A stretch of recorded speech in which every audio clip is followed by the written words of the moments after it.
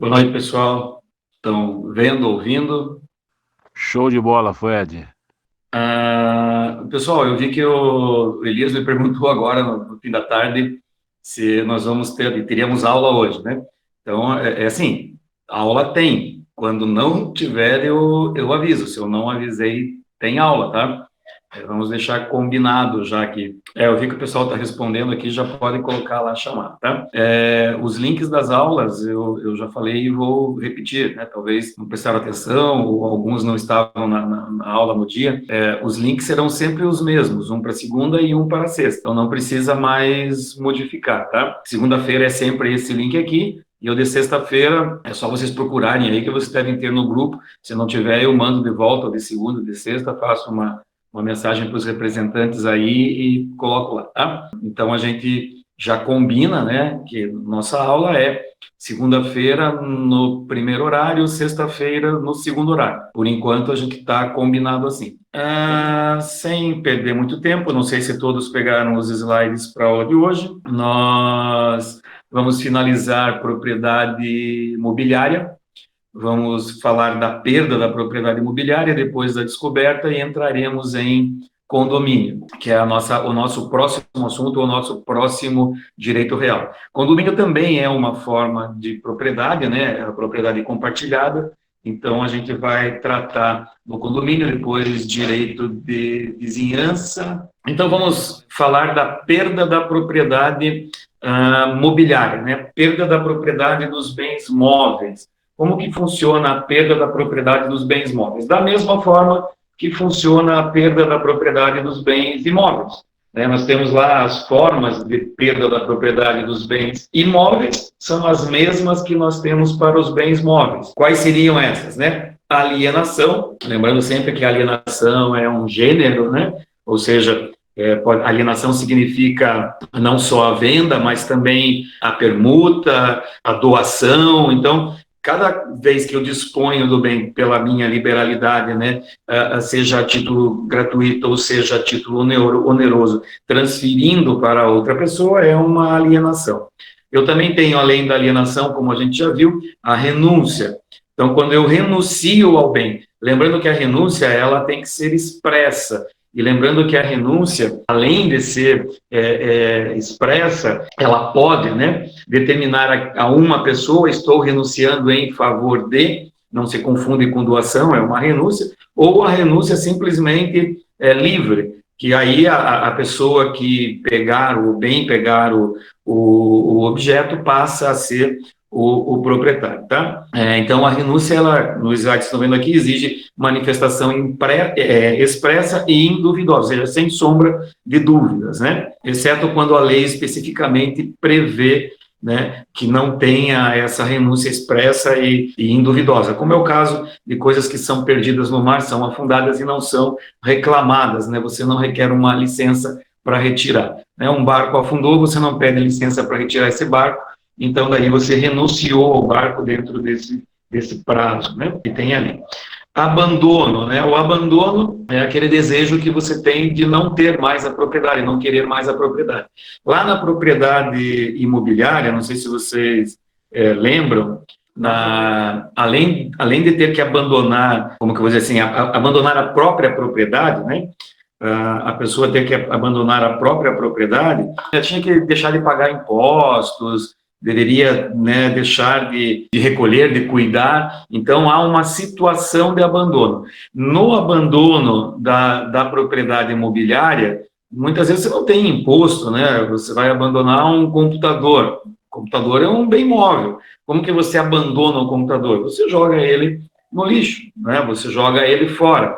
Ao se desfazer, ao se despojar daquela coisa, daquele objeto, você acabou abandonando, né? Deixou ele de lado, e o objeto abandonado, ele pode ser requerido, né? Pego por outra pessoa que adquire a posse, né? Nós vimos lá na forma de aquisição, os objetos abandonados, por simplesmente eu pegar e colocar ele no meu patrimônio, eu adquiri a propriedade. Então, os bens abandonados, a posse, né, a simples posse já transfere a propriedade. A perda da propriedade por abandono, então, é aquilo que eu largo. E também tenho, né, posso ter a desapropriação. A mesma forma da desapropriação dos bens móveis, dos bens imóveis. Eu posso desapropriar também bens móveis. Quem pode fazer isso daí assim, é apenas o ente público, né? O particular não pode desapropriar o bem, senão seria uma doideira, uma loucura, mas o ente público, né?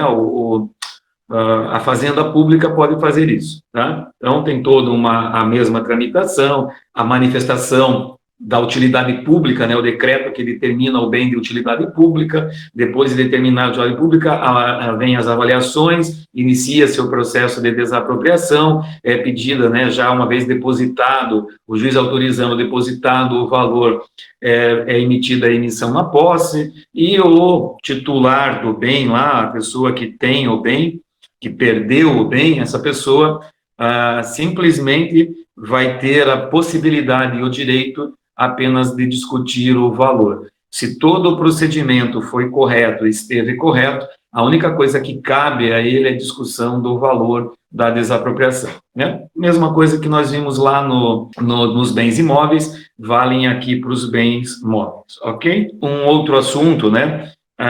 Chamado descoberta. Descoberta, porque nós temos no Brasil, né, um ditado que é muito usado às vezes, que diz assim, achado não é roubado. Isso é mentiroso, isso é uma falácia, né? Não existe essa coisa de achado não é roubado. Se eu achei alguma coisa, eu devo devolver essa coisa para o titular, né? Quem é o dono legítimo desta coisa. Então, quando eu acho aquela mala na rodoviária, que a gente falou lá atrás, né, nós vimos a forma de aquisição, as formas de aquisição, nós falamos quando que eu sei que um bem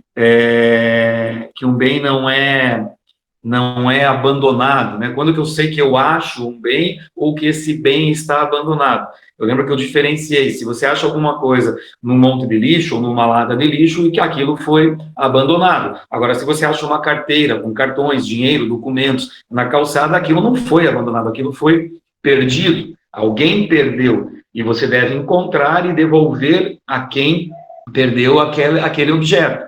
Se eu encontro uma mala numa rodoviária, muito provavelmente alguém esqueceu, alguém perdeu essa mala. Eu também tenho que buscar o proprietário da mala e fazer a devolução. Também é diferente, né? Nós vimos o achado de tesouro. Lembra, achado de tesouro tem algumas características específicas e especiais, tá? O achado de tesouro você não encontra na rua, você não encontra em um lugar, numa loja, uma bolsa, é alguma coisa que está escondida dentro de um bem imóvel que é seu. Então, se eu tenho a minha casa e eu derrubo a parede, e dentro daquela parede existem joias ou valores, pedras preciosas, eu tenho, né, eu primeiro tenho que tentar descobrir de quem é para devolver, mesmo assim, lembrem disso, eu não me aproprio diretamente, eu primeiro tenho que saber de quem é. Se eu conseguir descobrir, né, se a pessoa que escondeu esse tesouro ali conseguir comprovar que era seu e eu descobrir, eu devolvo tranquilamente. Se não for possível descobrir, aí ele passa para mim, né? Lembrando que no achado de tesouro nós temos aquelas regrinhas. Se eu sou o dono, eu acho, é meu. Ok, né? Não encontrei o dono, passa a ser meu.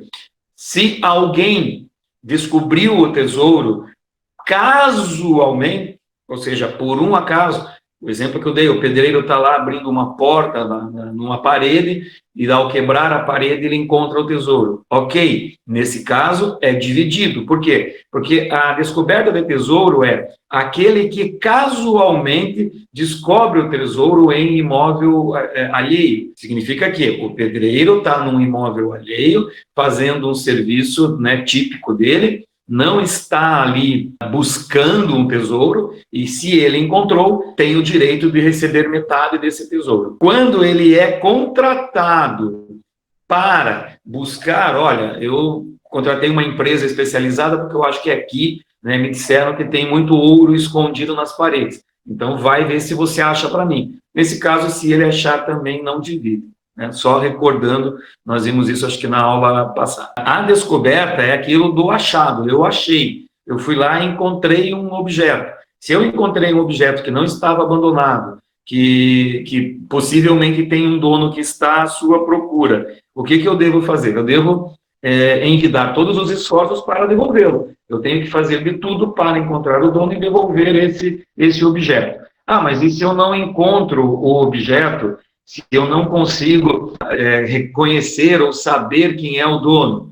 Bom, aí eu entrego à autoridade competente e ela vai também, eu tenho 15 dias para procurar, né? E se eu não encontrar o dono, eu tenho 15 dias para entregar para a autoridade competente, e entregando à autoridade competente, ela tem o prazo de 60 dias para procurar esse dono, e daí ela vai se valer dos recursos que ela tem, de mídia, jornal, enfim, tudo que ela puder fazer, que a autoridade competente tiver que fazer, ela deve fazer para tentar encontrar o dono. Se em 60 dias esse dono não aparecer, se em 60 dias essa propriedade não puder, essa coisa não puder ser devolvida ao seu dono, passados os 60 dias, essa coisa deve ser vendida num leilão público, em asta pública.